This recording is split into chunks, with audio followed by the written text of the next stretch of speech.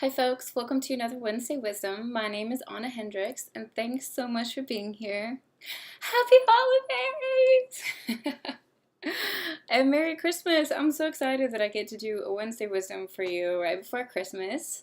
And so first of all, I just want to wish you a Merry Christmas. This week I want to talk to you about family and the importance of family.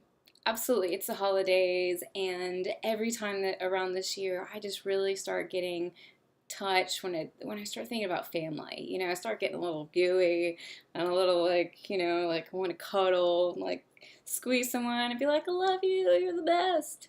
It really starts with Thanksgiving Day for me because that's my favorite holiday. And I love it because it's simple, it's straightforward, it's just family, food, and football. And that's the best, right? There's no expectations. But the thing is that family is very difficult. I'm sure that we can all agree on that. No matter how incredible our families are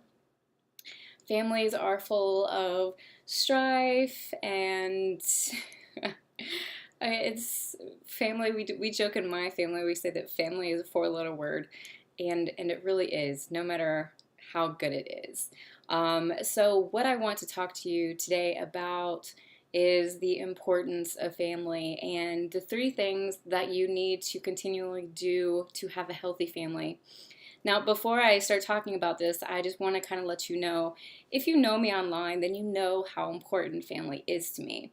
But you may or may not know that my family life has been anything but simple or good or easy. I grew up in a divorced family.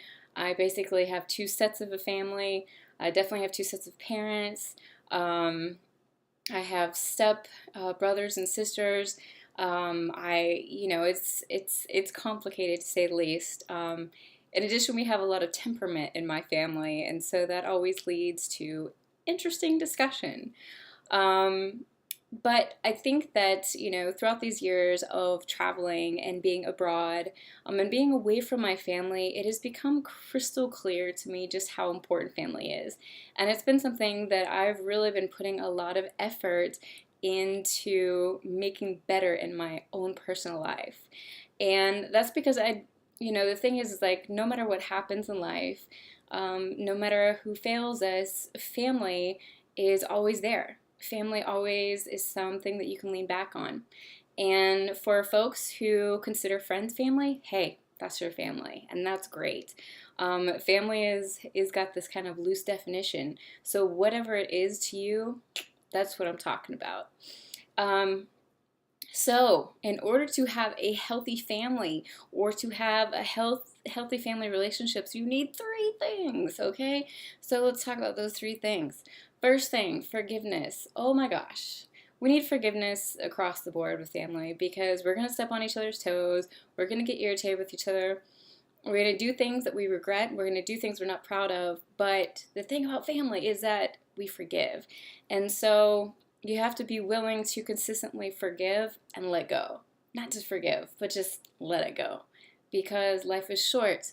And if you lost one of these people tomorrow, then this petty argument that you got into today, or maybe if it even was a big argument, really wouldn't matter if they weren't here tomorrow, right? Number two, commitment. So I think commitment is huge with family because it's relationships, right? And I think the thing is that like we often take family for granted. It's like, yeah, we can kind of pop in whenever we want, and that's cool. And they'll still be here for us because we're family. And that's just not how it works. Commitment takes time. It takes consistency. It takes picking up the phone when you don't want to, maybe. It takes like sending a text just to be like, I love you.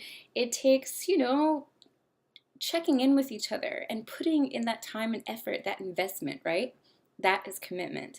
And if you want to have healthy relationships in your family, then you have to be willing to put in the work because that's how relationships work. Good ones, anyway. You can't expect to have a great family and not be committed to it. And the last thing, which is kind of like duh, right, is love.